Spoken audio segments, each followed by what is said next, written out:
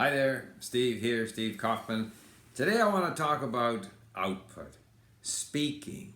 I know I always talk about the importance of input, and I believe very much in the importance of input, but today I want to talk about how do we get to speak better.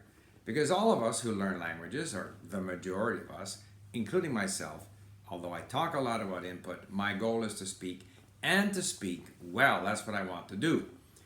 They can argue about the definitions of fluency, whatever, but I want to speak fluently. I want to speak well. So I'm going to mention maybe 8 or 9 points here that I think are important. First of all, in order to speak well, you have to speak a lot. I think that's an important point. The languages that I speak the best are the languages that I have spoken the most. But it's not a matter of speaking a lot now. It's over the whole length of time that you spend or that you devote to learning a language. You have to have a lot of opportunity to speak, and I'll get back to that. So the first thing is, to speak well, you have to speak a lot. The second point is, I don't believe it matters when you start speaking. You can start speaking early if you want to, or if you're in a situation where you need to, you're living in the country, you have to go to stores. But if you don't, it doesn't matter, because what really matters is how much meaningful conversation you have over the long haul. So what you do up front doesn't really matter. I put up a little Greek monologue the other day. I don't think I did very well. I don't think I did much better than I did 2 or 3 months earlier. It doesn't matter. It doesn't bother me. I want to build up my capability to eventually be fluent. And in the long run, that means a lot of meaningful conversation down the road, not necessarily what I can say after a week or 2 or even a month. That's point number 2. Point number 3 is the interaction that you have to have with the language. It's the same as the listening and reading that we do. It has to be meaningful. It has to be authentic. And therefore, I don't think the amount of time we spend speaking in a classroom really counts that much. Role playing in a classroom, or even when we're speaking to other non-native speakers, that's not the same as being immersed in an environment with native speakers. If you have a lot of opportunity to do that, your spoken language is going to improve a lot. Okay? So the fourth point I'd like to make is, if you don't have that opportunity, don't be too hard on yourself.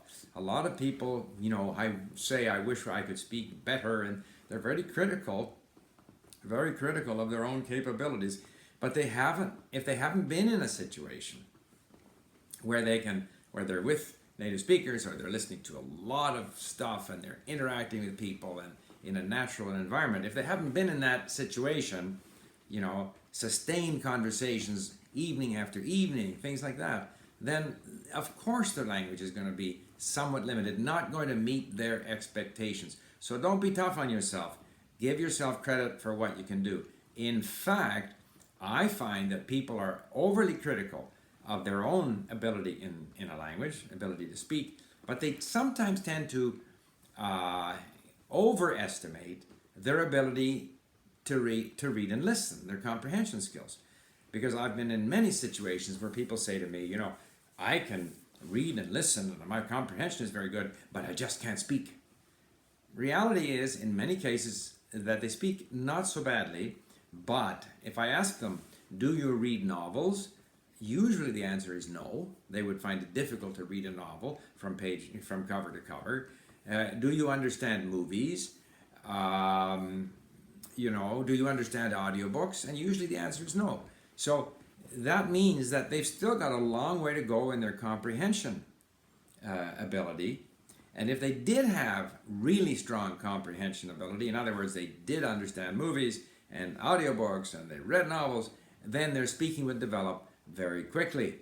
So what that says to me is that if you're not immersed in the language, if you're not in that environment, what you have to do is to continue to build up your comprehension skills through intensive listening and reading activity.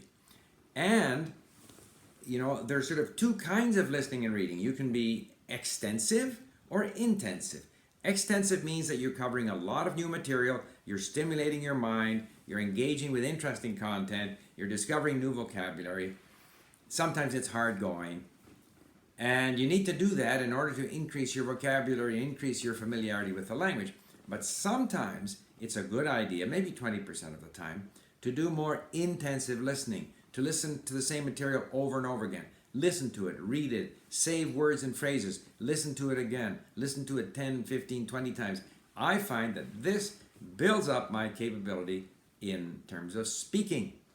Because when I speak, I use a small percentage of the sort of passive vocabulary that I have. So it's a way of building up your capability to use, those words that you are going to activate. So I would vary, again, to prepare yourself, I would vary, extensive listening and reading with intensive listening and reading. And this is a way to prepare yourself for that immersion experience. Because don't forget, just going to that immersion experience is no guarantee that you'll be able to take advantage of it. I see all the time, I see immigrants who come to Canada, and if they don't have a fairly good level of English before they arrive, they never ever learn to speak properly. So when you are given that immersion opportunity, you want to be prepared. So obviously, a lot of listening and reading helps to prepare you. But there are other things also that we can do.